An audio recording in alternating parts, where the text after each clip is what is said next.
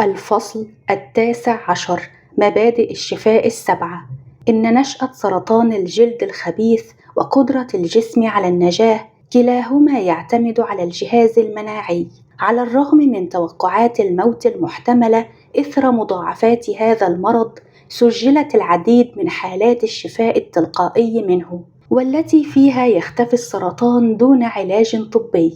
وعلى الرغم من أن سرطان الجلد الخبيث يمثل 1% فقط من جميع أنواع السرطان، فإنه يمثل أيضاً 11% من حالات الشفاء التلقائي من السرطان. ذكرت صحيفة كانسر حالة شفاء تلقائي لرجل يبلغ من العمر 74 عاماً، عثر على سرطانه في إحدى الشامات المريبة التي أزيلت من صدره في عام 1965، ثم عاوده المرض بعد 7 سنوات على صدره مجدداً في صورة العديد من الشامات الصغيرة. نجمت الإصابات الجديدة عن انتشار موضعي لسرطان الجلد الأصلي، ولكن هذه المرة رفض المريض تلقي أي علاج إضافي. في زيارة لمتابعة المرض بعد 8 أشهر، تبين أن الأورام الصغيرة التي تناثرت في المنطقة صارت أكثر تسطحاً وأخف لوناً. سمح المريض بإجراء خزعة صغيرة، وجد في المنطقة تصبغ، ولكن لم يكن ثمة أثر للسرطان. وفي العام التالي ظهرت علامات سريرية أخرى للشفاء. ثم ألقت الاكتشافات المناعية ضوءاً على العملية. حدثت 3 أشياء: أولاً، هاجمت الخلايا الليمفاوية الورم، وبعد ذلك ساعدت خلايا أكبر حجماً تسمى الخلايا الضامة حرفياً في تآكل الورم الميلانيني، وأخيراً تدفقت الأجسام المضادة التي ساهمت هي الأخرى في تدمير الورم الخبيث. لقد حشد جسد هذا الرجل موارد مناعية هائلة لهزيمة السرطان. يثير الشفاء التلقائي سؤالين مهمين: لماذا لا تكون مثل هذه الموارد لدى بعض الناس قوية بما يكفي لتدمير الخلايا السرطانية من البداية قبل التطور السريري للميلانوما؟ وما الذي يمكن الجهاز المناعي لدى بعض الناس من التغلب على هذا السرطان الذي غالباً ما يكون مميتاً حتى بعد ظهوره؟ لقد طرحنا هذين السؤالين نفسهما بخصوص النتائج التي تختلف بشدة من شخص لآخر ممن أصيبوا بأمراض أخرى. على الرغم من أوجه التشابه الواضحة بين الأمراض المعنية، في سلسلة من 3 دراسات درس الباحثون في سان فرانسيسكو نمط العواطف السلبية المكبوتة لدى مرضى سرطان الجلد من النوع جيم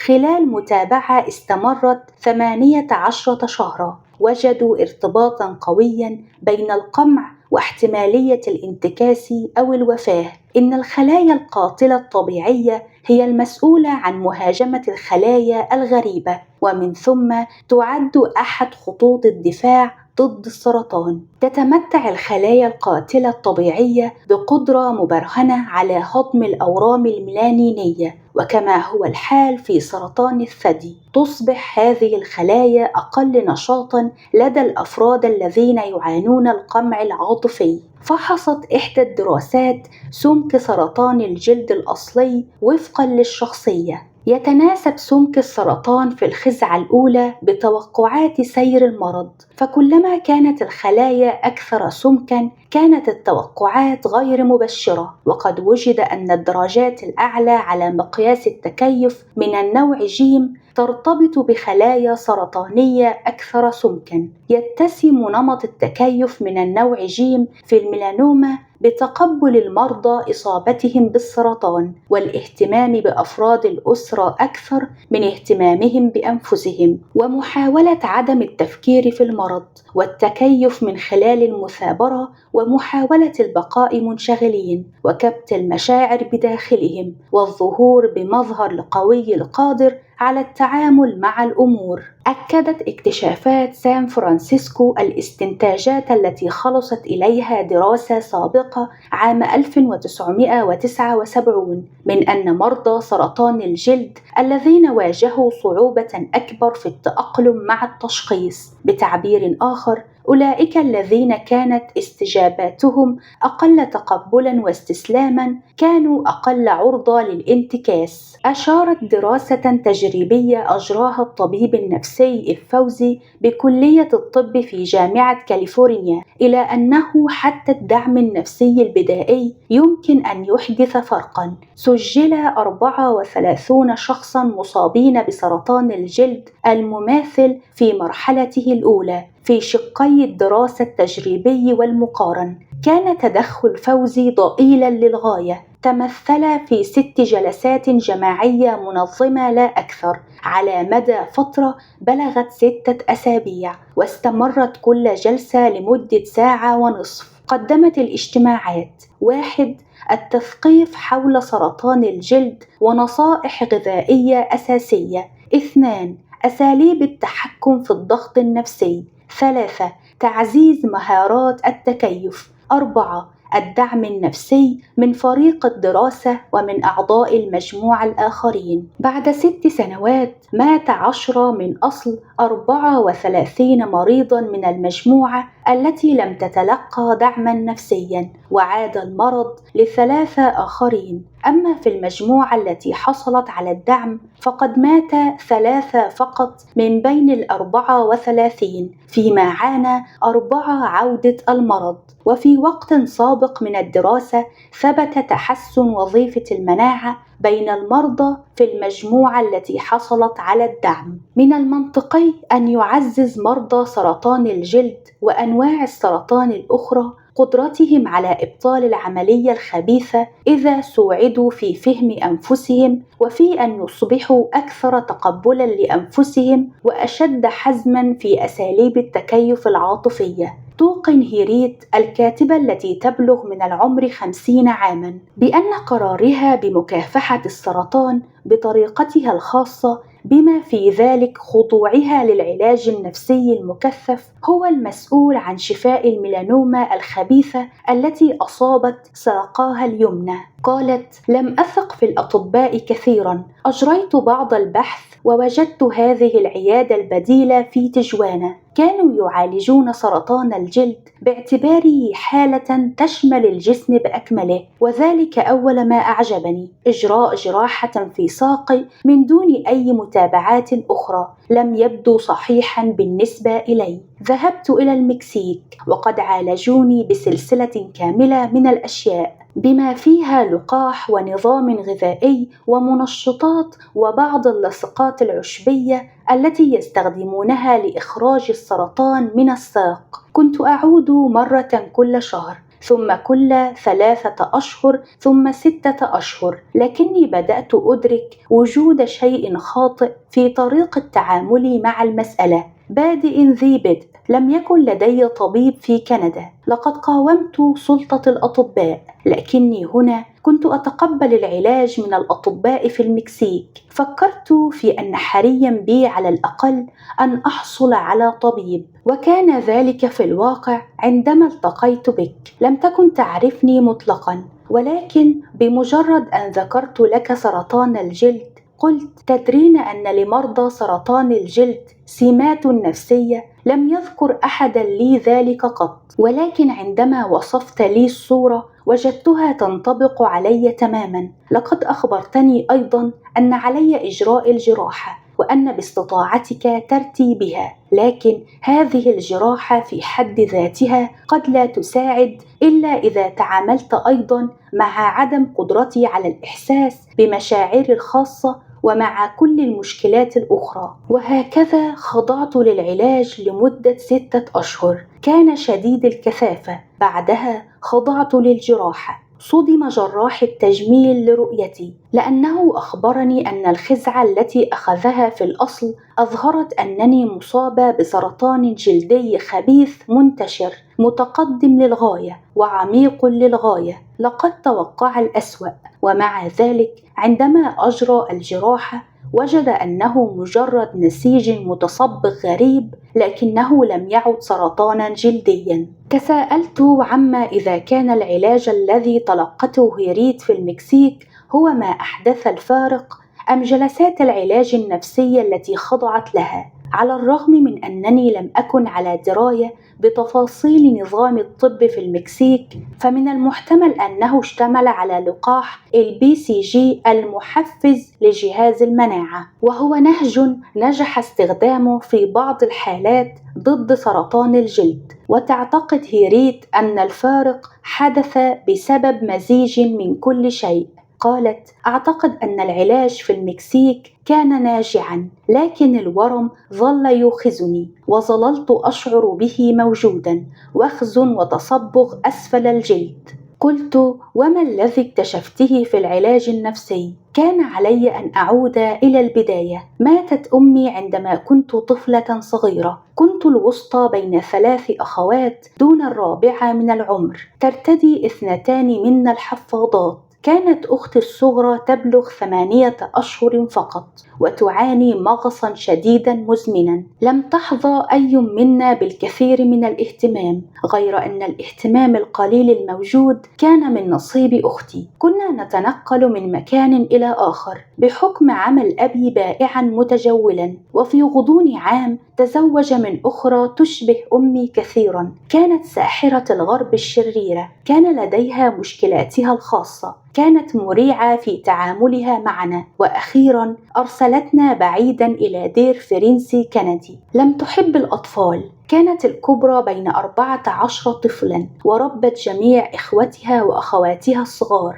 لم تطق صبرا على ترك ذلك المنزل، ترقت لتصبح سكرتيرة في السفارة الكندية في كوستاريكا. كانت امرأة بالغة الذكاء، لكنها أصبحت عانسا في سن 33، ويبدو أن والدي كان قد تقدم للزواج بكل امرأة موجودة في المجتمع الناطق باللغة الإنجليزية في غضون عام بعد وفاة أمي، وقد رفضنا جميعهن. هي وافقت، لم تكن تريد أطفالا، لم تحب الأطفال، بيد أن ذلك كان اتفاقها مع الشيطان. أما عن أبي فلم يبقى في المنزل سوى 52 يوما من السنة الأولى من زواجهما. ها هي ذي مع 3 فتيات صغيرات مصابات كلهن بأمراض معدية، حيث توضع الواحدة تلو الأخرى في الحجر الصحي. أتفهم موقفها من الأمر بكل تأكيد. أذكر نسخي للقصائد الفرنسية وتركي إياها خارج باب الحمام عندما كانت تستحم. لم تستجب لها قط، لم تعترف بها قط. كنت إذن تحاولين جاهدة إنشاء علاقة معها؟ نعم، ولم يفلح ذلك قط. كانت أختاي مرعوبتين منها، كانت تغلق على نفسها في غرفة نومها وتتركنا مع الخادمات. أتذكر عندما كنا نحتاج إلى شيء ما، وهذا مشهد حدث مرارا، كنا نتسلل ثلاثتنا إلى باب غرفة نومها ونبدأ في محاولة قول ماما، وفي النهاية بعد الوقوف هناك 20 دقيقة أو أيا كانت المدة وعدم امتلاك أي منا الشجاعة لقول ماما، كنا نتسلل عائدات مرة أخرى. كنا نشعر أننا لا نستطيع طلب أي شيء. هذا ما تعلمت ألا أحتاج أو أريد، ألا أطلب، لأن ما أرغب فيه ليس هناك، وعندما أطلب أتعرض للسخرية. إحدى ذكرياتي الأولى كانت في سن 3 أو 4 أو نحو ذلك. جلست مرتدية فستانا وألعب بدمية وحدي. كان اللعب لا بأس به، ولكن ملأني إحساس بفقدان الصلة. لم يكن من أحد في الجوار، كنت معزولة تماما. كان الوضع آمنا، لكنني لم أحس بالسعادة. كل ما أحسست به هو أنني اكتشفت كيف أحمي نفسي، بأن تكوني وحيدة، بأن أكون وحيدة. نعم، ألا أشعر بصلة تربطني بأحد. ثمة شذرات أخرى تظهر. لوقت طويل راودني مشهد الاستلقاء فيما شعرت بأنه سحب. كنت في فراش من السحب، والسماء فوقي رمادية بلا ألوان، وسكبت علي الشمس أحد أشعتها. لكنه كان باردًا، الشعور بالوحدة المطبقة حقًا لدرجة أن حتى هذا الشعاع الذي قد يمثل الحب لم يكن كذلك. رأيت أن تعلم ألا أشعر هو ما يجب أن أفعله من أجل النجاة. هذه التجارب أو الاستنتاجات التي استخلصتها هيريت منها تركتها معزولة في الحياة أو في العلاقات التي شعرت أنها استنزفتها أكثر مما رعتها. كان علاجها النفسي المكثف يستهدف تطوير الكفاءة العاطفية. الكفاءة العاطفية هي القدرة التي تمكننا من البقاء في علاقة مسؤولة بلا تضحية أو أذى للذات مع بيئتنا. إنها اللبنة الداخلية اللازمة لمواجهة ضغوط الحياة الحتمية ولتلافي خلق ضغوط غير ضرورية وللمضي قدما في عملية الشفاء. قلة منا هم من يصلون إلى سن الرشد مع أي شيء قريب من الكفاءة العاطفية الكاملة، وعلمنا بافتقارنا لها ليس سببا للحكم على الذات، وإنما هو دعوة لمزيد من التطور والتحول. وسوف يساعدنا انتهاج مبادئ الشفاء السبعة على بناء الكفاءة العاطفية. أولاً، القبول. القبول هو ببساطة الجاهزية لإدراك وتقبل الطريقة التي تسير بها الأمور. إنه شجاعة أن نسمح للتفكير السلبي بإنارة فهمنا من دون أن نتيح له الهيمنة على نهجنا في المستقبل. لا يستلزم القبول أن نستسلم لاستمرار الظروف التي تزعجنا، لكنه يتطلب أن نرفض إنكارنا الطريقة عينها التي تحدث بها تلك الأمور في اللحظة الراهنة. إنه يتحدى الاعتقاد المتأصل لدينا بأننا غير جديرين أو صالحين كفاية لنصبح مكتملين. ويتضمن القبول أيضاً وجود علاقة متعاطفة مع الذات. إنه يعني التخلص من المعايير المزدوجة التي غالباً ما تلون علاقتنا بالعالم. كما رأيت في عملي طبيباً الكثير من المعاناة الإنسانية. قد يكون من العبث أن أحاول اختيار مريض عانى بطرق أكثر من أي من الآخرين، ومع ذلك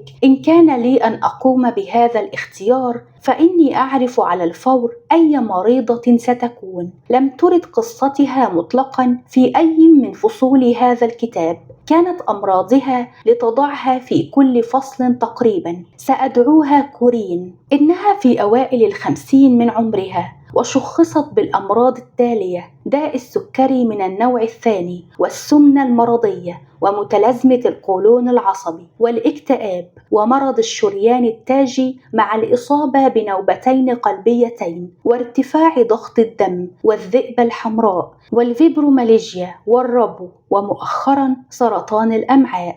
تقول كورين: لدي ما يكفي من الأدوية لدرجة أنني لم أعد مضطرة إلى تناول الإفطار، يكفيني فقط تناول كل الأقراص. لدي 13 قرصا في وقت الإفطار وحده. كانت كورين مريضتي ل20 سنة. أغلب ما تعلمته كان منها ومن مرضاي الآخرين الذين شاركوني قصصهم مثلها. عندما كانت طفلة عانت كورين كل أنواع انتهاك الحدود والاعتداء التي يمكن للمرء أن يتخيلها، وبعد أن كبرت صارت راعية مزمنة ليس فقط لزوجها وأطفالها وإخوتها وأصدقائها، ولكن لأي شخص يحضر إلى بيتها. حتى وقت قريب كان قول لا مستحيلا، ولم يزل مؤلما حتى الآن، على الرغم من حالتها الصحية المتردية، وعلى الرغم من حقيقة أنها لا تستطيع التنقل إلا باستخدام سكوتر آلي مخصص للمسنين. تقول: أرى نفسي مثل لطخة كبيرة، لا يوجد لي شكل يسعني رؤية هالات الناس. هالتي تبدو سوداء ورمادية وغير محددة،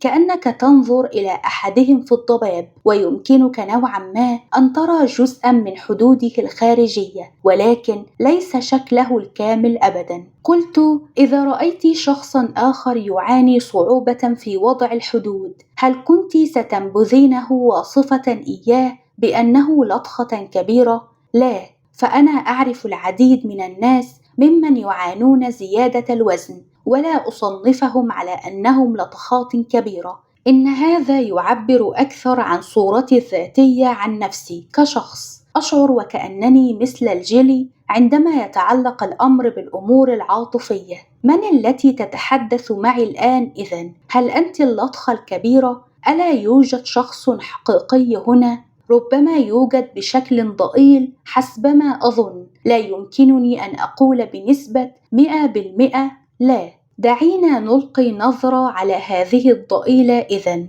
تريد هذه الضئيلة أن تمسك بزمام الأمور وألا تسمح للآخرين باتخاذ القرارات نيابة عنها من دون موافقتها. ماذا يمكنك أن تقولي عن نفسك أيضا؟ ما هي مبادئك؟ إنني لا أضاجع الغرباء ولا أغش ولا أكذب، وأمتثل لقانون البلاد، وأحاول أن أكون أفضل مما يسعني أن أكون بالنسبة إلى الآخرين. هل هذا فقط لأنك لا تعرفين كيف تقولين لا، أم أنه اهتمام صادق؟ كلاهما، أغلبه اهتمام صادق. كيف تقولين إذن إنك مجرد لطخة كبيرة؟ لأنني أكون مثل الجيلي عندما يتعلق الأمر بقول لا. لأمي منذ بضعة أيام فقط عجزت عن أن أقول لها لا. من الأفضل لك أن تأتي في الصيف وليس الآن. لم أستطع قول ذلك لها. لم أكن مستعدة لاتخاذ هذا القرار. لو أخبرك شخص آخر بأن لديه صعوبة في اتخاذ مثل هذا القرار، ماذا كنت ستقولين له؟ كنت لأقول إن لديه صعوبة كبيرة في إخبار أمه بما يريد إخبارها به، وأن عليه أن يكون أقوى من دون إخباره بالضرورة بما عليه فعله. ماذا كنت ستفهمين من موقفه؟ كنت سأفهم أنه يخشى إن هو أكد نفسه أن يتعرض للرفض.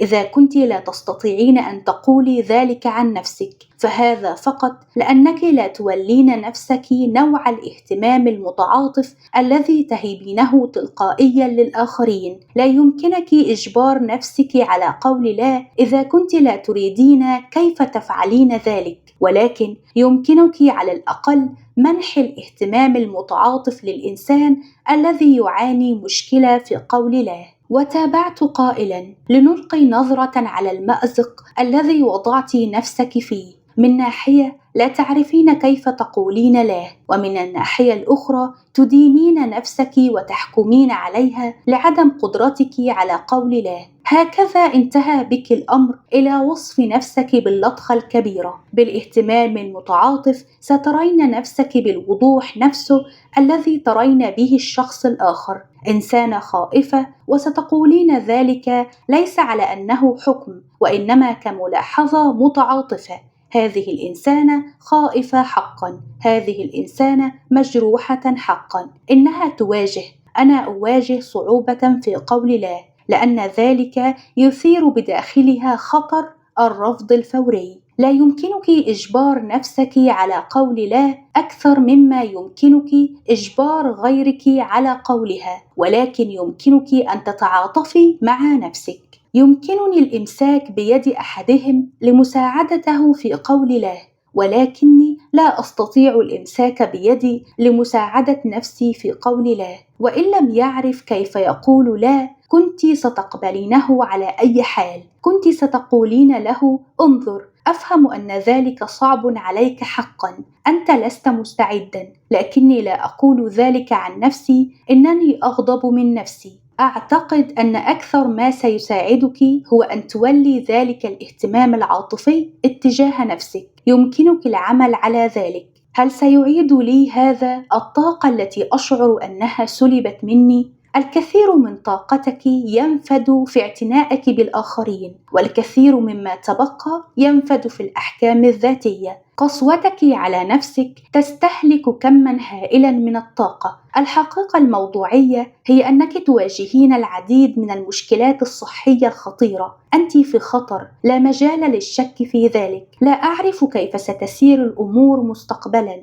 ولكن مع كل ما عليك التعامل معه، كلما استطعت أن تكوني متعاطفة اتجاه نفسك، زادت قدرتك على منح نفسك أفضل فرصة ممكنة. إن الفضول المتعاطف حيال الذات لا يعني أن نحب كل ما نكتشفه عن أنفسنا، وإنما يعني أن ننظر إلى أنفسنا بالقبول نفسه وعدم إصدار الأحكام الذي نرغب في منحه لأي شخص آخر عانى وبحاجة إلى المساعدة. ثانياً، الوعي. يحتاج كل من يسعون إلى الشفاء أو البقاء بصحة جيدة إلى استعادة القدرة المفقودة على الإدراك العاطفي للحقيقة، وهو ما وضحه بشكل رائع طبيب الأعصاب أوليفر ساكس في كتابه الرجل الذي حسب زوجته قبعة. يروي ساكس حكاية عن مجموعة من المصابين بالحبسة وهم يتجاوبون مع خطاب متلفز ألقاه الرئيس الأمريكي رونالد ريغان. الحبسة، والمشتقة من كلمة يونانية تعني احتباس الكلام، هي فقدان القدرة على الحديث أو فهم اللغة المنطوقة، تحدث نتيجة تلف بؤري في المخ، والذي قد ينجم عن سكتة دماغية مثلاً. هنالك وقف الفاتن العجوز الممثل بفصاحته المتمرسة وتمثيله المسرحي وجاذبيته العاطفية، وقد عصف الضحك بجميع المرضى. حسناً،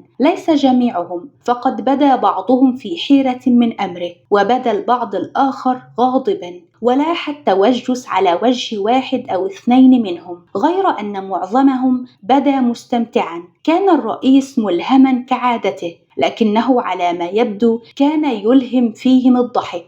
ترى بماذا يفكرون؟ هل عجزوا عن فهمه أم أنهم ربما فهموه أكثر مما ينبغي؟ كان مرضى ساكس المصابون بالحبسة يتفاعلون مع تعبيرات ريغان غير الواعية للعاطفة الثانية، النبرة ولغة الجسد وتعبيرات الوجه. لقد وجدوا أن عواطفه تتعارض مع رسالته المنطوقة. بتعبير آخر، رأوا من خلال تظاهره واعيا كان أم غير واعيا، لقد قرأوا الواقع العاطفي وليس واقع الكلام الذي كان ريغان قادرا على استحضاره في عقله، والذي برع أشد البراعة في إيصاله إلى أولئك المنغلقين عاطفيا مثله. قال أحد مرضى ساكس: إما أن لديه تلفا في المخ، وإما أن لديه ما يخفيه. لعل القارئ يتذكر كلمات كاتب سيرة ريغان: إنه يشعر بعكس ما يقوله. تتمتع الحيوانات وصغار البشر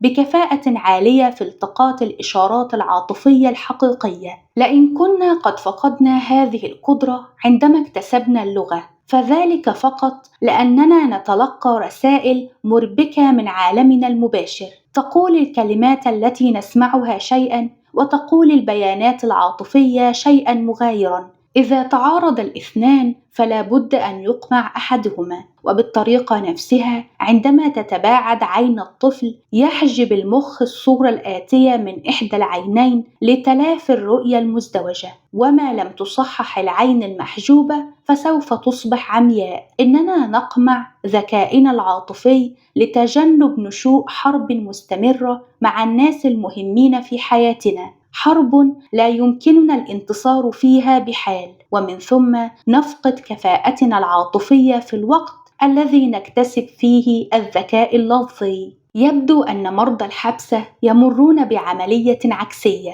فبقدر ما يطور الكفيف قدرة غير عادية على السمع، فإن فقدان القدرة على الكلام يطور قدرة معززة على إدراك الواقع العاطفي. أفادت مجموعة من الباحثين النفسيين في مجلة نيتشر في مايو 2000 بأنه قلما يكتشف الناس الأكاذيب من سلوك الكاذب حتى عندما تكون الأدلة على الخداع واضحة من تعبيرات وجهه ونبرة صوته، لكن الناس الذين لا يستطيعون فهم الكلمات أفضل في كشف الأكاذيب المرتبطة بالعواطف. الوعي الكامل يعني أن نسترد قدرتنا المفقودة على إدراك الواقع العاطفي، ويعني أننا على استعداد للتخلي عن الاعتقاد المثبط بأننا لسنا أقوياء كفاية لمواجهة حقيقة حياتنا. لا سحر في الأمر، فالأعمى يتعلم أن يولي الصوت اهتماماً أكثر من البصير،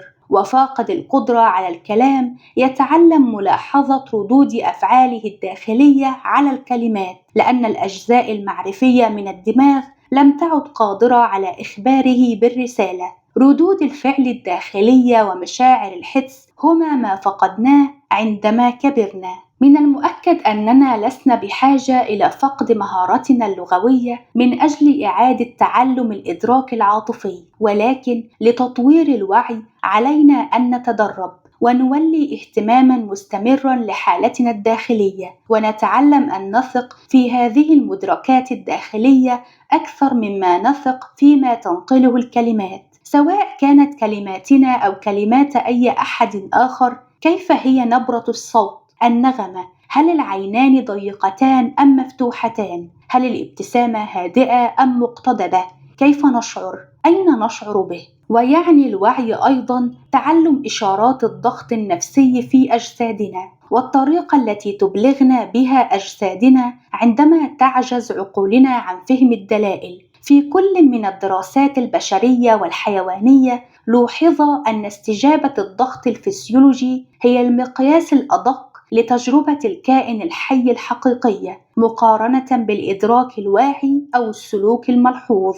كتب هانز سيلي يقول إن الغدة النخامية أفضل بكثير من الذكاء في الحكم على الضغط النفسي، ومع ذلك يمكنك أن تتعلم تمييز إشارات الخطر بمهارة إذا عرفت ما تبحث عنه. في كتابه ضغط الحياة جمع سيلي إشارات الخطر الفسيولوجي وأورد علامات جسدية مثل خفقان القلب أو العرق أو الإرهاق أو كثرة التبول أو الصداع أو آلام الظهر أو الإسهال أو جفاف الفم، وعلامات عاطفية مثل التوتر العاطفي أو الإفراط في التركيز والقلق وفقدان متعة الحياة، والتعبيرات السلوكية مثل الاندفاعية أو التهيج غير العادي والميل إلى المبالغة في رد الفعل. يمكننا أن نتعلم قراءة الأعراض ليس فقط كمشكلات يجب التغلب عليها، ولكن كرسائل يجب أخذها بعين الاعتبار.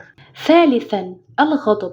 تقول إحدى شخصيات ويدي آلين في أحد أفلامه: أنا لا أغضب أبداً، ولكني أربي ورماً بدلاً من ذلك. وقد رأينا في هذا الكتاب حقيقة تلك الملاحظة الطريفة في العديد من الدراسات التي أجريت على مرضى السرطان. ورأينا أيضاً أن قمع الغضب هو عامل خطر رئيسي للمرض، لأنه يزيد من الضغط الفسيولوجي الواقع على الجسم. ليس فقط أن قمع الغضب يهيئ الجسم للإصابة بالمرض، بل إن معايشة الغضب قد أثبتت فاعليتها في تعزيز الشفاء، أو على الأقل إطالة مدة البقاء على قيد الحياة.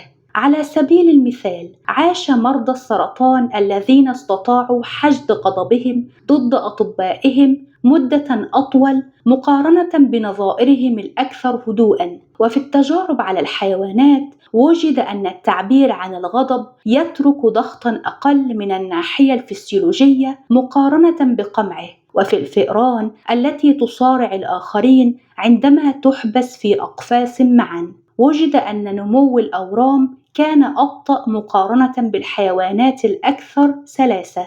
بغض النظر عن الدراسات، فقد رأينا في الفصول السابقة أن كل من حاورناهم اعترفوا بصعوبات في التعبير عن الغضب بصرف النظر عن مرضهم أو حالتهم. قالت شيزوكو المصابة بالتهاب المفاصل الروماتويدي: بالطريقة التي ربتني بها زوجة أبي أظن أنه لا يفترض بي أن أغضب. وقالت ماجدة مريضة آلام البطن الشديدة: كنت أعطل تعبيراتي الغريزية عن الغضب. وهنا تصبح مسألة الغضب محيرة وتثير العديد من التساؤلات. كيف لنا أن نشجع الناس على الغضب في الوقت الذي نرى فيه الأطفال يعانون بسبب ثورات غضب آبائهم؟ لقد رأينا النمط ذاته في تاريخ العديد من المرضى: والد غاضب، طفل مكبوت. هل كان يتعين على والد ماجدة أن يقمع غضبه؟ قالت دونا التي مات شقيقها جيمي بسبب سرطان الجلد الخبيث: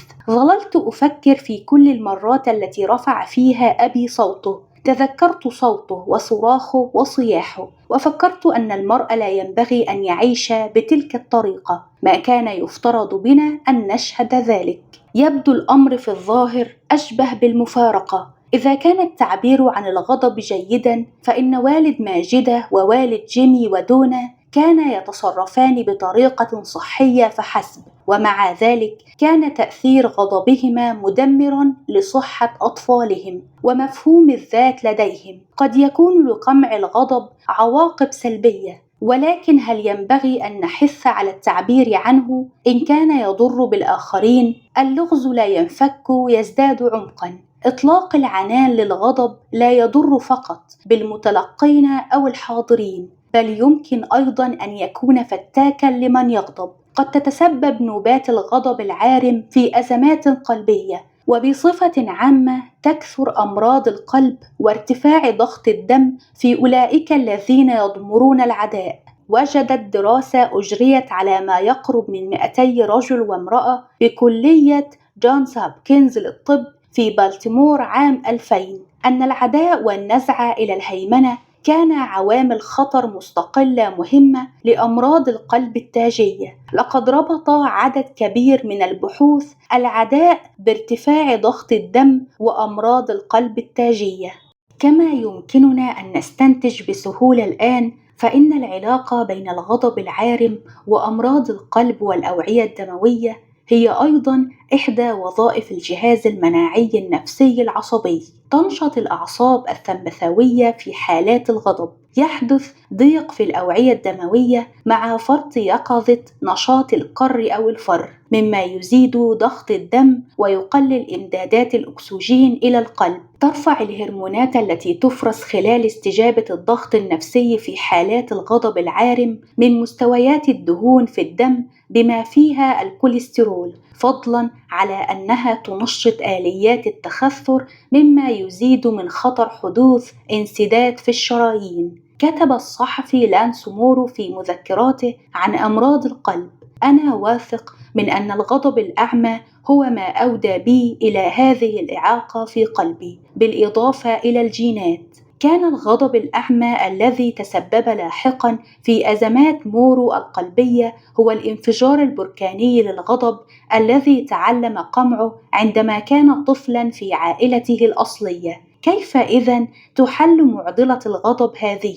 إذا كان التعبير عن الغضب ضاراً وكذلك قمعه، كيف نأمل في نيل الصحة والشفاء؟ إن قمع الغضب والانفعال غير المنظم الناتج عنه مثالان على التحرر غير الطبيعي للمشاعر التي هي أصل المرض. إذا كانت المشكلة في القمع هي نقص تحرير المشاعر، فإن الانفعال عبارة عن كبح غير طبيعي مماثل لتحررها، يتناوب مع تنفيس غير منظم ومبالغ فيه لها. أجريت محادثة رائعة حول طريقتي التعامل هاتين اللتين تبدوان متعارضتين مع ألين كالبين الطبيب والمعالج النفسي في تورونتو، وقد أوضح أن كل من القمع والثوران يجسدان خوفاً من تجربة الغضب الحقيقية. لقد وجدت وصف كالبين للغضب الحقيقي مفاجئاً، حتى ولو بدا صحيحياً تماماً بالنسبة إلي. جعلني تفسيره أدرك التشوش الطاغي على أفكارنا الشائعة حول هذه العاطفة.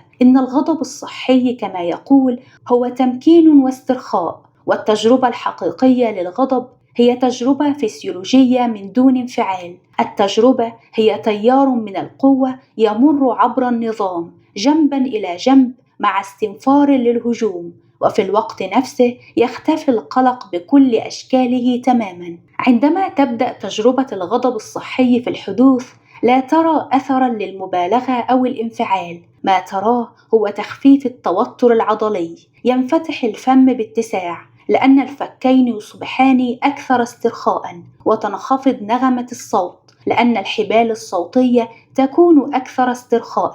تنخفض الكتفان وترى كل علامات التوتر العضلي تتلاشى. يعمل أسلوب دكتور كابلين في العلاج النفسي استناداً إلى الخطوط التي ابتدعها لأول مرة دكتور حبيب من جامعة ماجيل بمونتريال. عزم دكتور حبيب على تصوير مرضاه بالفيديو في أثناء جلسات العلاج النفسي حتى يتمكنوا هم أنفسهم من رؤية تعبيراتهم الجسدية للعاطفة. وقد سجل كالبين أيضاً بعض جلسات العلاج النفسي. قال: في تسجيل لأحد عملائي كان يصف مرور تيارات كهربائية قوية عبر جسده ويحدثني عنها في أثناء حدوثها، ولكنه ظاهريا كان جالسا هنالك ببساطة يصفها. لو شاهدت التسجيل بلا صوت لرأيت شخصا يبدو شديد التركيز والاسترخاء، لكنك لن تتوقع حتما أن هذا الشخص كان غاضبا. إذا كان الغضب استرخاء فما سبب ثورات الغضب إذن؟ عندما أستشيط غضبا يصبح وجهي مشدودا وعضلاتي متوترة، وأنا واثق من أني لا أبدو مسترخيا على الإطلاق. هنا يوضح دكتور كالبين فرقا حاسما. السؤال هو: بما يشعر الناس حقا عندما يستشيطون غضبا؟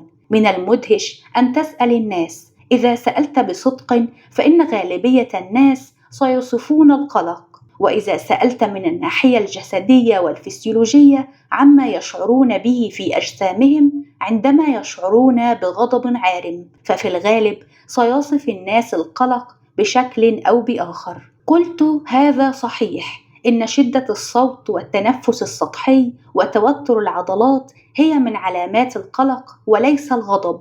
بالضبط، إن غضبهم لم يكن يختبر على الصعيد الفسيولوجي، لم يظهر إلا في صورة تنفيس انفعالي.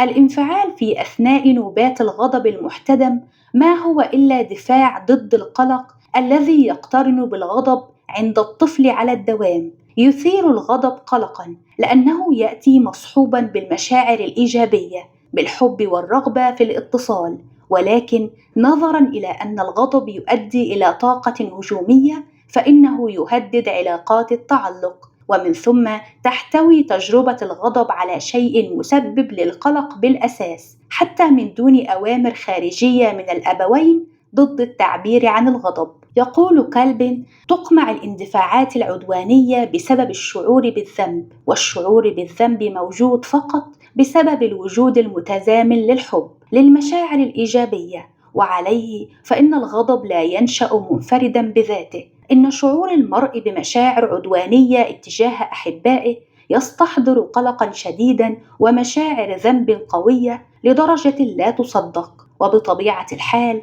كلما زاد عدد الآباء الذين يثبطون أو يحظرون تجربة الغضب أصبحت هذه التجربة أكثر إثارة للقلق بالنسبة إلى الطفل. في جميع الحالات التي يقمع فيها الغضب تماما أو التي يتناوب فيها القمع المزمن مع اندلاعات من الغضب العارم، كان تاريخ الطفولة المبكرة حافلا بعجز الوالدين عن قبول غضب الطفل الطبيعي.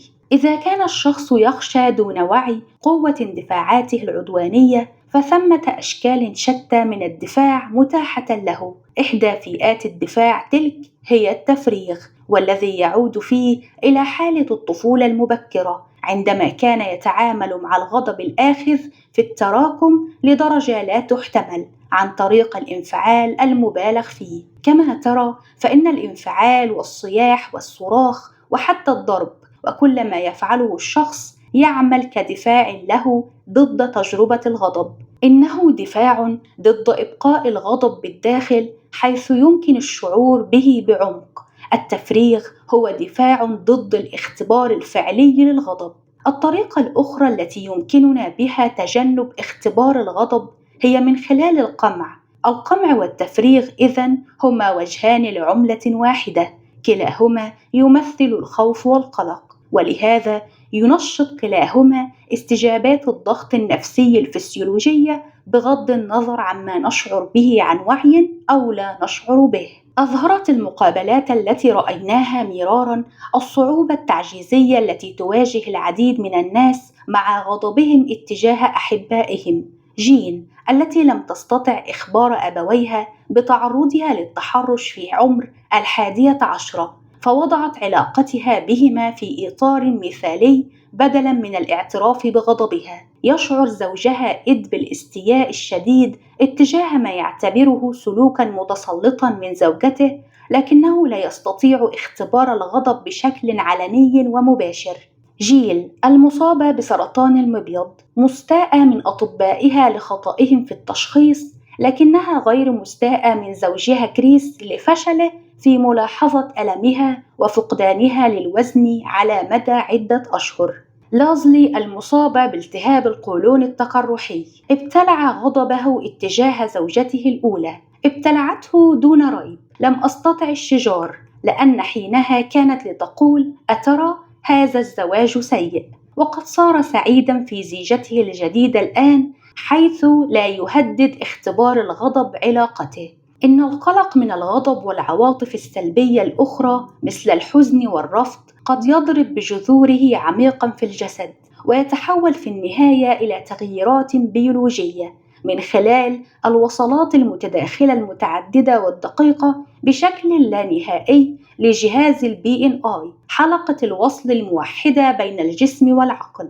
هو ذا الطريق الذي يؤدي إلى مرض عضوي. فعندما يسلب الغضب سلاحه، يجرد الجهاز المناعي هو الآخر من أسلحته. وعندما تتحول الطاقة العدوانية للغضب باتجاه الداخل، يتشوش الجهاز المناعي، تتوقف دفاعاتنا الفسيولوجية عن حمايتنا، أو ربما حتى تتمرد مهاجمة الجسد. كتب المعالج النفسي لويس الذي عمل على استنفار غضب الناس في العلاج الجماعي لمرضى السرطان: قد يكون من المفيد اعتبار السرطان اضطراباً في الإشارات الكيميائية الحيوية للجسم أكثر من كونه مرضاً. إن تغير هذه الإشارات يعني حدوث أثر في دفاعات الجسم المناعية، ويترتب عليه أن أي شكل من أشكال التدخل المصمم لإعادة الصحة البدنية إلى الجسم لابد أن يستخدم ما هو أكثر من الوسائل البدنية. فنظراً إلى أن العواطف تؤثر بشكل هائل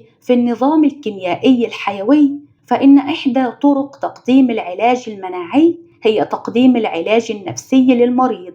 غالباً ما يطلب الاسترخاء والتفكير بإيجابية وخفض مستويات الضغط النفسي ممن شخصت إصابتهم بالسرطان أو بأمراض المناعة الذاتية، أو ممن يعانون الإعياء المزمن أو الفيبروميالجيا، أو ممن يعانون اضطرابات عصبية خطيرة. وكلها نصائح جيدة، لكن من المستحيل تنفيذها إذا لم يوضح أحد مسببات الضغط النفسي الرئيسية ويتصدى له، ألا وهو كبت الغضب. إن الغضب لا يستلزم الانفعال العدائي، فهو أولاً وقبل كل شيء عملية فسيولوجية يجب الإحساس بها. ثانياً، للغضب قيمة معرفية، فهو يوفر معلومات أساسية، نظراً إلى أن الغضب لا ينشأ منفرداً من تلقاء نفسه. فإن أنا شعرت بالغضب، لابد أن يكون ذلك استجابة لتصور ما من جانبي. قد يكون استجابة للفقد أو التهديد بالفقد في علاقة شخصية، أو ربما هو يشير إلى انتهاك حقيقي أو متصور لحدود الشخصية. تصبح لدي سلطة هائلة من دون أن أضر أحدا إذا سمحت لنفسي باختبار الغضب والتفكر فيما آثاره، وبناء على الظروف فقد اختار إظهار الغضب بطريقة ما أو التخلي عنه. والأهم هو ألا أكبت تجربة الغضب. قد أختار إظهار غضبي بالكلمات أو الأفعال حسب الضرورة، لكني لست بحاجة إلى الانفعال في ثورة جامحة. الغضب الصحي يجعل الفرد هو المسيطر وليس العاطفة المنفلتة. تقول المعالجة النفسية جوان بيترسون، والتي تدير حلقات عمل بجزيرة جابريولا في كولومبيا البريطانية: الغضب هو الطاقة التي منحتنا إياها الطبيعة الأم حين كنا أطفالاً صغاراً، كي نواجه بالأصالة عن أنفسنا ونقول إننا مهمون. الفرق بين طاقة الغضب الصحية وطاقة العنف الجسدي والعاطفي الضارة هو أن الغضب يحترم الحدود. إن المواجهة بالأصالة عن نفسك لا تغزو حدود أي شخص آخر. رابعاً، الاستقلالية. المرض ليس له تاريخ فحسب، بل إنه يحكي أيضاً تاريخاً. إنه تتويج لتاريخ حياة كاملة من النضال من أجل الذات. من منظور بيولوجي بحت، قد يبدو أن نجاة الإنسان لا بد أن تكون هي الهدف النهائي للطبيعة، ومع ذلك فإن الغاية الأسمى للطبيعة على ما يبدو هي وجود نفسية مستقلة ذاتية التنظيم، يمكن للعقل والروح أن ينجو من الإصابات الجسدية الخطيرة، لكننا نرى مرة تلو الأخرى أن الجسد يبدأ في الاستسلام عندما تتعرض السلامة والحرية النفسية للخطر. كان جيسون مصابا بداء السكري ويعتمد على الأنسولين منذ أن كان في ال5 من عمره. يشتق داء السكري اسمه من كلمة يونانية تعني البول الحلو، لأن في هذا المرض تتخلص الكلى من السكر الزائد في مجرى الدم عن طريق البول. في مرض السكري تعجز الخلايا الغدية في البنكرياس عن إنتاج ما يكفي من الأنسولين، وهو الهرمون المسؤول عن مساعدة السكر الناتج عن الطعام المهضوم على دخول الخلايا. وبصرف النظر عن المخاطر الفسيولوجية المباشرة لارتفاع مستويات الجلوكوز، ينطوي مرض السكري على احتمالية تلف العديد من أعضاء الجسم. الآن وقد بلغ 23 من عمره، أصيب جيسون بالعمى في عينيه اليمنى بسبب تلف في الأوعية الدموية ناجم عن مرض السكري، كما بات يعاني ضعفا في عضلات القلب وتسريبا في صمام القلب وخللا في الكلى. في بعض الأحيان يعجز عن المشي بسبب التهاب عصبي قابل للشفاء يسمى اعتلال الأعصاب السكري. كان جيسون ووالدته هيز مرضاي ل10 سنوات تقريبا. في الأشهر 12 الماضية كان لابد من نقله إلى الطوارئ مرارا بسبب أزمات صحية تشمل قصور القلب والتهاب السحايا قد لا يكون لديه العديد من السنوات ليعيشها. ووفقا لاختصاصي الطب الباطني فإن التكهن بمصيره صعب. أما هيزر فقد غرقت في حالة مزمنة من القلق والإنهاك الممزوجين بالاستياء، والتي تعتقد أنها ناتجة عن رفض جيسون المتعنت الاعتناء بنفسه بخصوص تناول الأنواع الصحيحة من الطعام، وإيلاء اهتمام وثيق لاحتياجاته من الإنسولين، وحضور المواعيد الطبية واتباع نمط حياة صحي. بالطبع كانت المخاطر عالية بالنسبة إليها كأم. وفقا لتجربتها كان جيسون يمرض حينما لا تمسك بزمام الأمور. لقد عاشت العديد من السنوات مع احتمالية حقيقية جدا بأن ينتهي جيسون في غيبوبة أو ما هو أسوأ لو أنها خففت حذرها ولو ليوم واحد.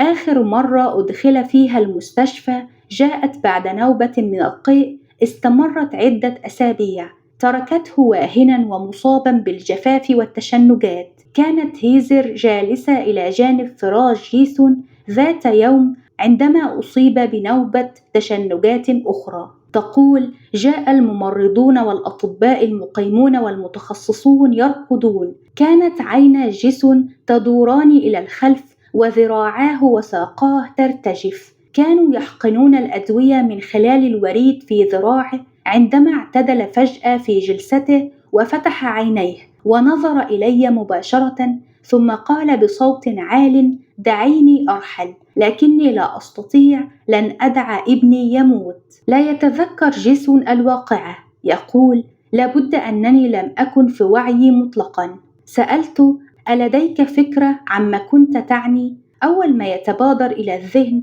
هو أن تسمح لي بالرحيل فحسب. قولي دعيني أرحل لم يكن يعني أن تدعني أموت، بل يعني فقط توقفي عن كونك شديدة التسلط. دعي الأمر يمر، دعيني أفعل ما أفعله، إنها حياتي، سأرتكب أخطاء، ولكن على أمي أن تسمح لي بفعل ذلك.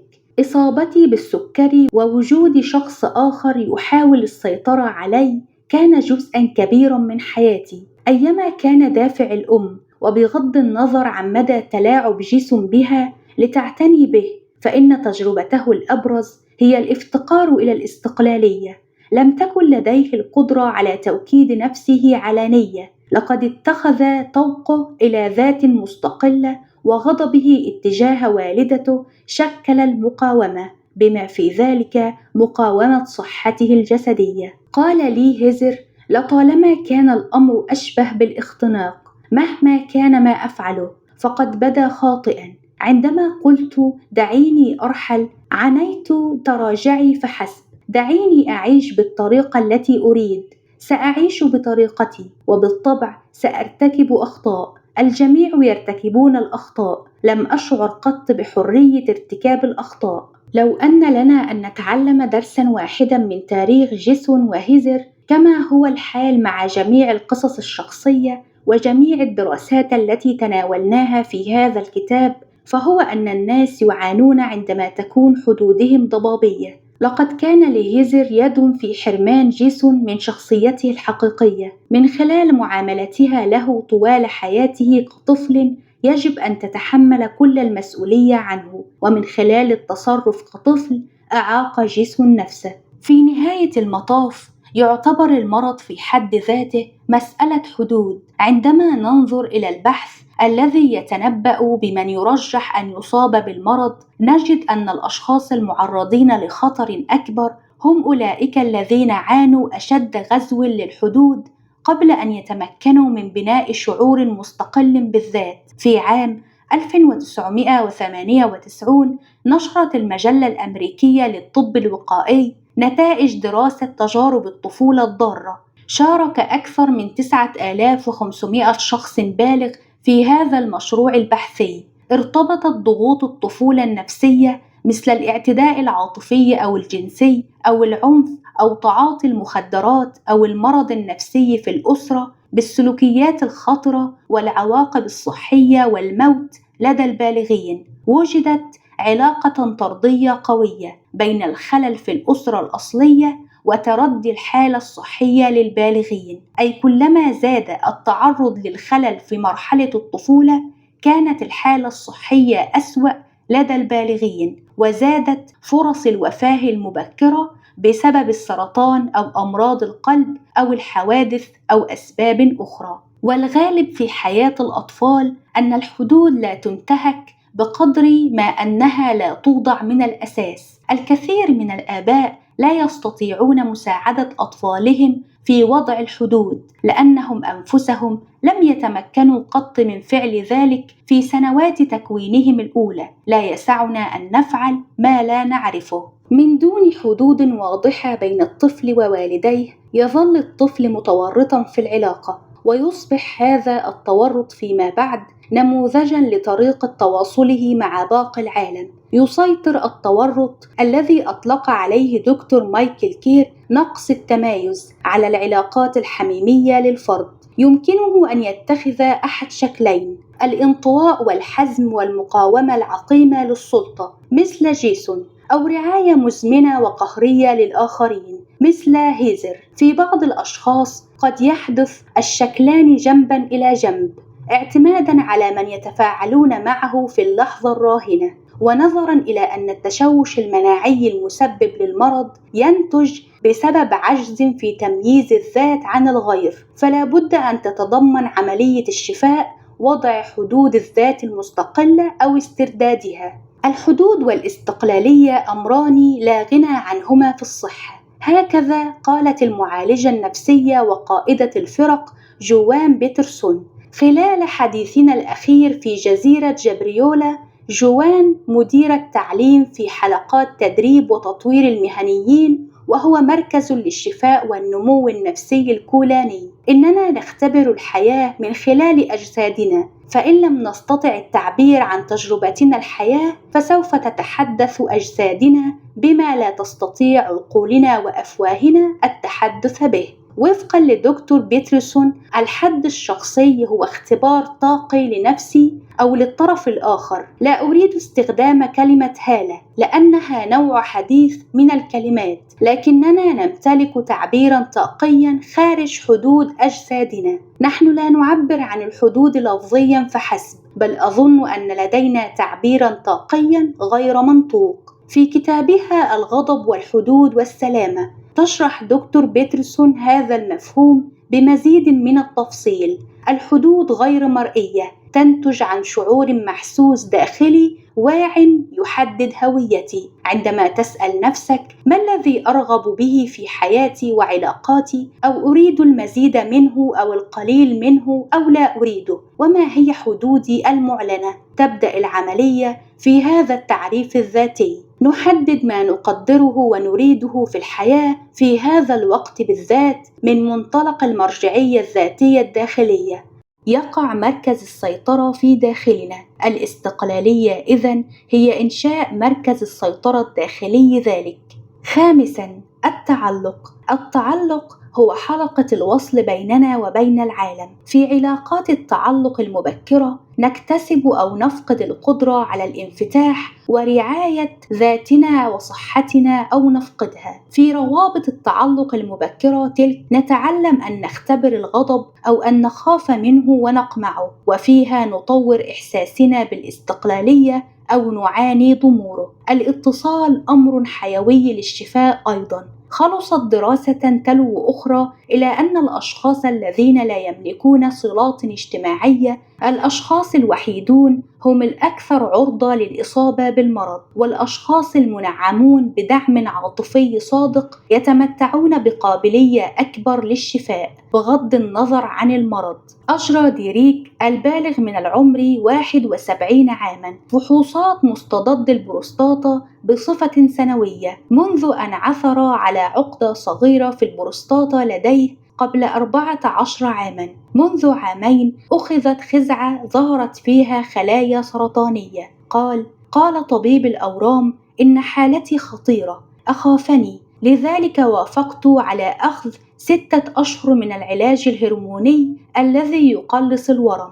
إنه يقتل هرمون التستوستيرون في جسمك تماماً. عليك أن تتلقى حقنة كل 3 أشهر. بعد العلاج الهرموني أراد طبيب الأورام البدء في العلاج الإشعاعي ل7 أشهر. رفضت. لا أريد ذلك لأنني قرأت الكثير عنه. الإشعاع والجراحة يحلان المشكلة مؤقتاً، ولكن بعد 3 إلى 5 سنوات غالباً ما تعاود الظهور. والإشعاع يدمر الكثير من الخلايا الجيدة في جسمك إلى جانب السيئة.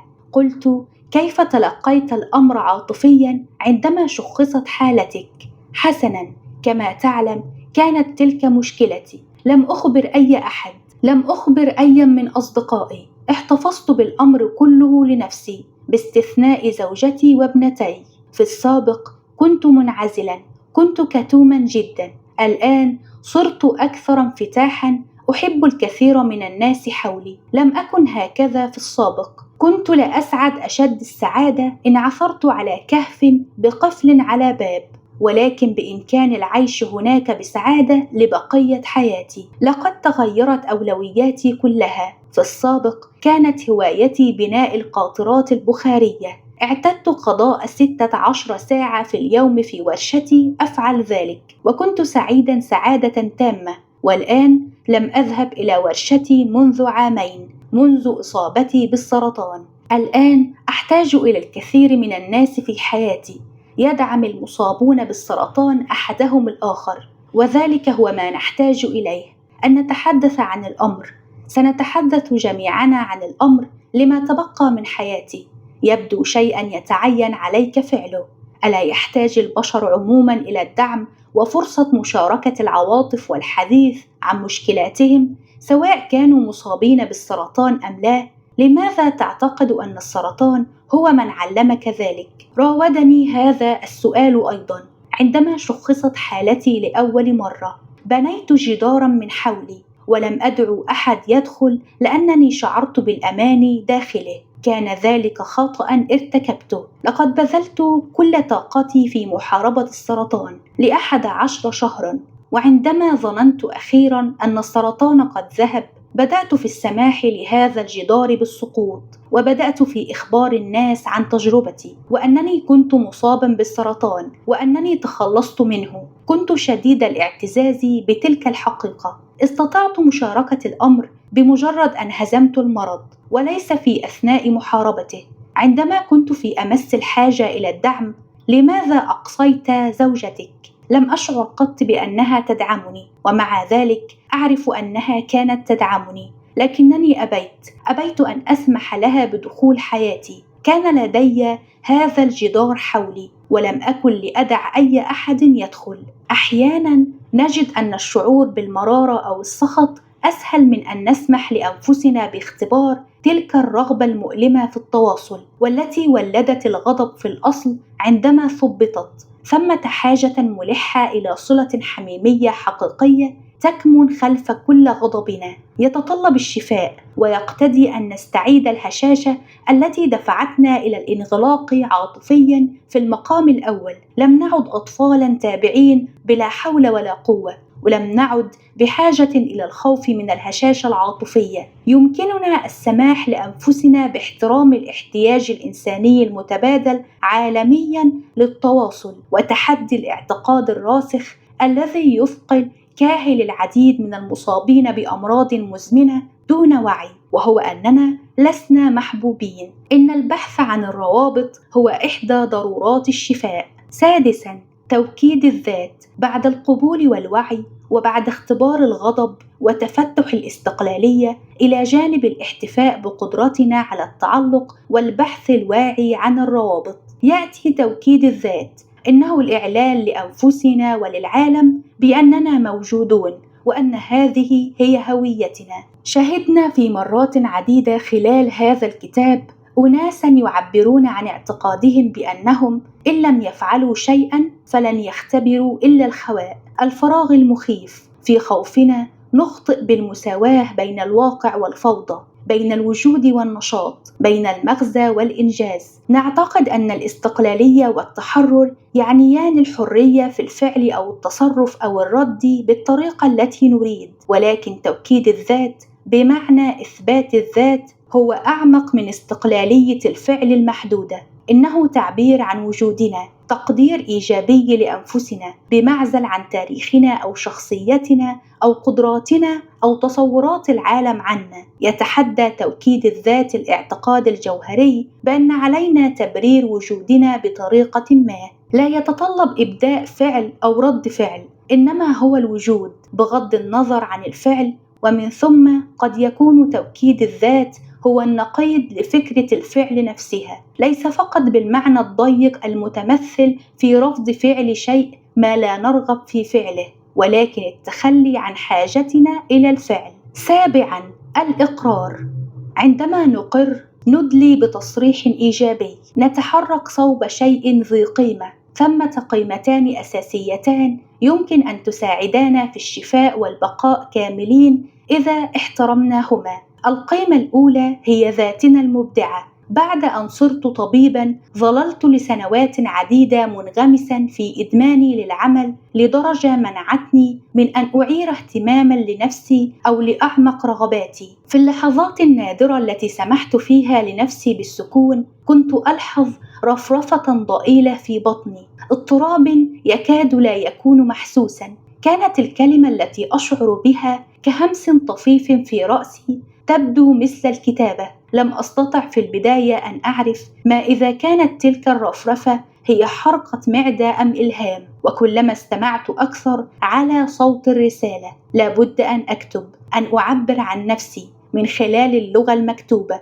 ليس فقط حتى يسمعني الآخرون، ولكن حتى أتمكن من سماع نفسي. لقد تعلمنا أن الله خلق البشر على صورته، كل امرئ لديه الرغبة في الإبداع، قد يتدفق تعبيرها عبر قنوات عديدة، عبر الكتابة أو الفن أو الموسيقى، أو عبر الإبداع في العمل، أو بأي عدد من الطرق الفريدة لنا جميعاً، سواء كان ذلك بالطبخ أو البستنة أو فن الخطاب الاجتماعي.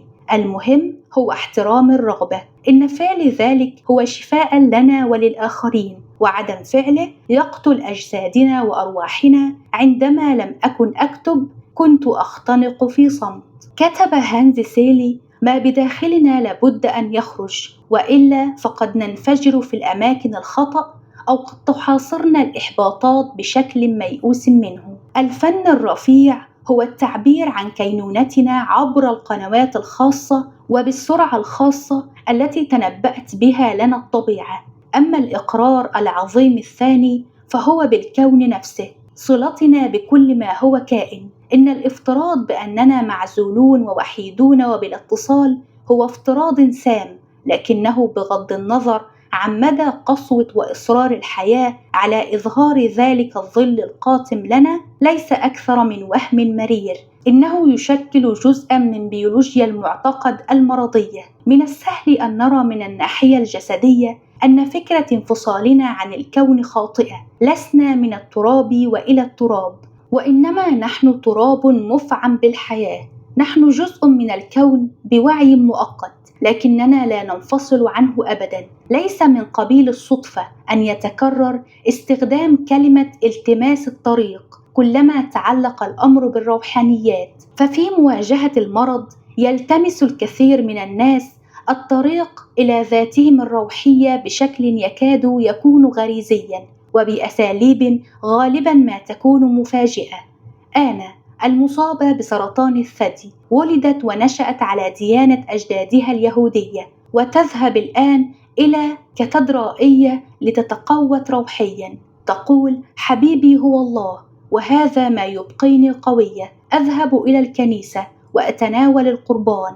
أعلم أن الله يحبني. أخدم في المذبح. في المرة الأولى التي فعلت فيها ذلك حملت صليبا وشمعتين، وقال لي الكاهن: أنت المذبح. ومنذ إذ رحت أقولها لنفسي، خاصة كلما اعتراني شعور مريع: أنا المذبح. قال لي الكاهن: ما دمت مذبح الله هناك في الكاتدرائية فأنت مذبح الله في كل وقت. أنت عزيزة. على الجانب الآخر تحولت ليلان، وهي إحدى مرضى التهاب المفاصل الذين أجريت مقابلات معهم من الكنيسة المشيخية إلى اليهودية. نشأت في منزل شديد التسلط والقمع في مسقط رأسها اسكتلندا. وجدت في إيمانها باليهودية الحرية لتكون على سجيتها، ووجدت القبول والبهجة اللذين حرمت منهما طوال حياتها. ما زالت غير متحررة تماما عندما يأتي شقيقها لزيارتها.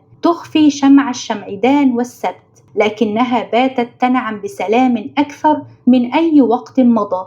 تقول: شعرت أنني ما دمت نويت أن أشفى فعلي التخلص من العبودية الروحية. أقر آخرون ممن تحدثت معهم بثقتهم في عقيدتهم التقليدية. وكان هناك أيضا المتأملون والمتواصلون مع الطبيعة، كل منهم يلتمس طريقه الخاص إلى الضياء الداخلي والخارجي. ليس بحثا سهلا بالنسبة إلى الكثيرين، وبغض النظر عن المكان الذي فقدنا فيه المفتاح، جميعنا نفضل أن نبدأ البحث في ضوء الشارع حيث يمكننا رؤيته، مثل نصر الدين. قال أحد المعلمين العظماء: ابحث تجد.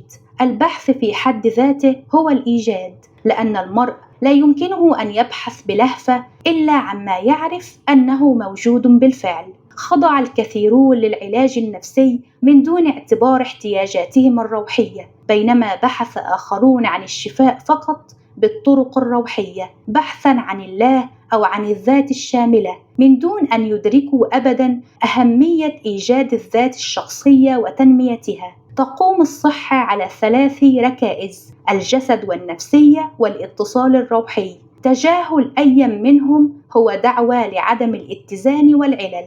عندما يتعلق الأمر بالشفاء، إن اقتصر بحثنا على الأماكن السهلة فلن نجد في الغالب إلا ما وجده نصر الدين وجيرانه تحت ضوء الشارع. لا شيء. نصر الدين لم يكن يعرف ذلك في دوره كأحمق، ولكن في دوره كحكيم ومعلم عرف ذلك. نصر الدين الأحمق والحكيم موجود فينا جميعا.